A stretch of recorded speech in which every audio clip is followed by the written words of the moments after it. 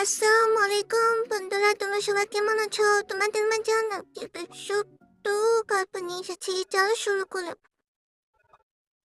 আজ আমরা খেলবো স্পটে। ক্যান্টিন রাইসা নামে এক মেয়ে ছিল। খেলাধুলার দিনে তার সবচেয়ে প্রিয় কাজ ছিল জামা কাপড় বদলানো আর সাজানো। কোন রং ভালো লাগতো, কোন ড্রেস বেশি সুন্দর দেখাবে, এই চিনতে খেলাতেই তার কাছে গেমের চেয়ে বড় হয়ে গেল। খেলাধুলা শেষ হলেও সে সাজানো ছাড়তে পারতো না। একদিন মাঠে বসে সে দেখো তার বান্ধবীরা দৌড়াচ্ছে, হাসছে, পড়ে গিয়ে আবার উঠে দাঁড়াচ্ছে। তাদের জামা ময়লা চলে এলোমেলো, কিন্তু চোখে একটা আলাদা আনন্দ। রাইসা হঠাৎ ভাবলো, আমি তো সাজতেই ব্যস্ত ছিলাম, খেলাতেই দেখলাম না। সেদিন সে সিদ্ধান্ত নিল সবসময় সাজানো নয়, আজ খেললো।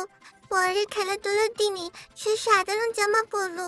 প্রথম অস্বস্তি লাগলো, কিন্তু কিছুক্ষণ পর সে এত হাসলো, এত মজা পেল, সে সাজানোর কথা মনেই রইল না।